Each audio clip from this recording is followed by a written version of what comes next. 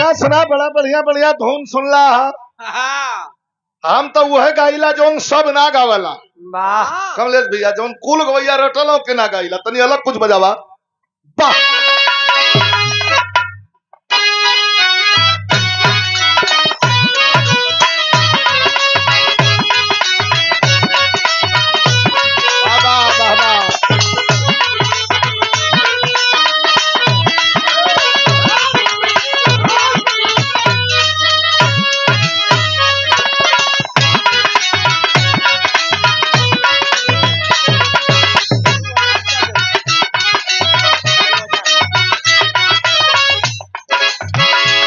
एकदम नई ट्रेन है।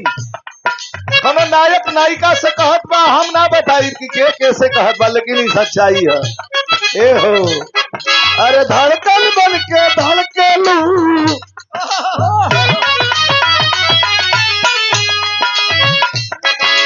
धड़कन बन के धड़केलू, जान हो हमारा सीना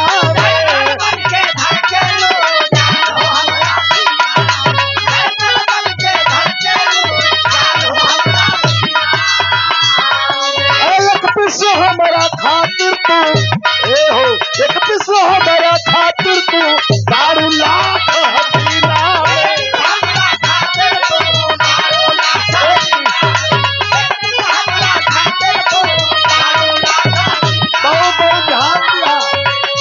इनके खातिर न रवीना खातिर कि धड़कन बन के धड़केलू, जान हो हमारा सीना में, एक पिसो हमारा खातिर तू, अबाड़ू लाख हसीना में, तोहरा बिना जिंदगिया जहरे बा, तोहरा बिना जिंदगिया जहरे बा, चाहे जियादा चाहे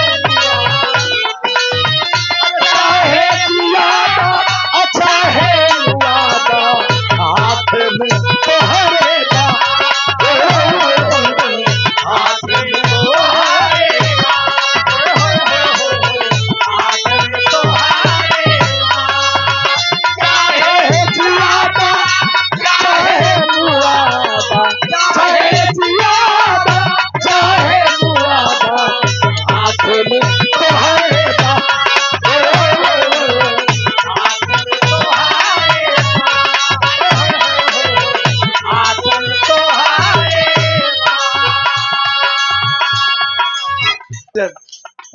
ये सम्मान किसी कलाकार के द्वारा बैठ जा बैठ जा बैठ जा, वो है ना है ये लोग भी हुआ।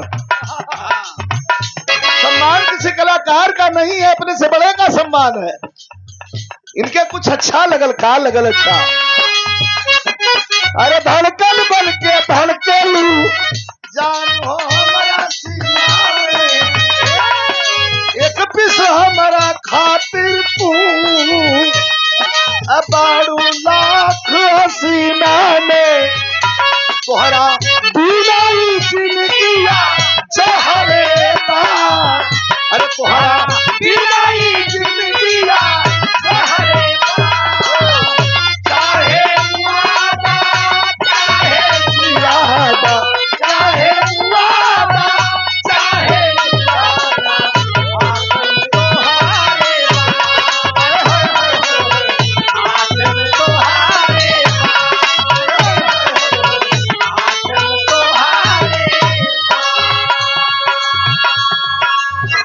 जवानी का